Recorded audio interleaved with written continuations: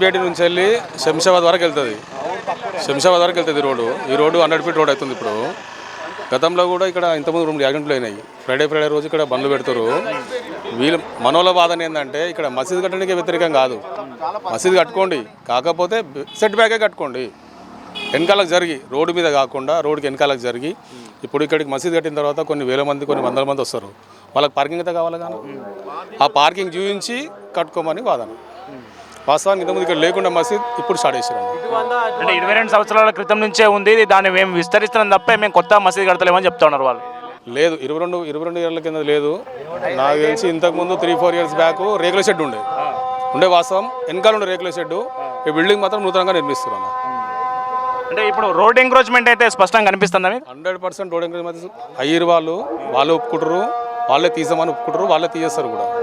Monday వరకు time అడిగారు వారు, మండే రోజు తీసేస్తారు, వాళ్ళే ఖచ్చితంగా చేస్తారు వాళ్ళు. ఇక్కడ వచ్చే భక్తులకు కూడా ఇప్పుడు వాళ్ళ భక్తులే మసీదుకి వచ్చేది, భక్తులు వస్తారు, సామాన్య పబ్లిక్ వస్తారు, వచ్చి మొక్కుతారు కదా. నమాజ్ చేసేటప్పుడు 2 సైడ్ల రోడ్లు బైకులు పెట్టడంతో కమ్సే కమ్ ఇక్కడ ఈ 10 విలేజ్లో బాగా ఇబ్బంది అవుతుంది.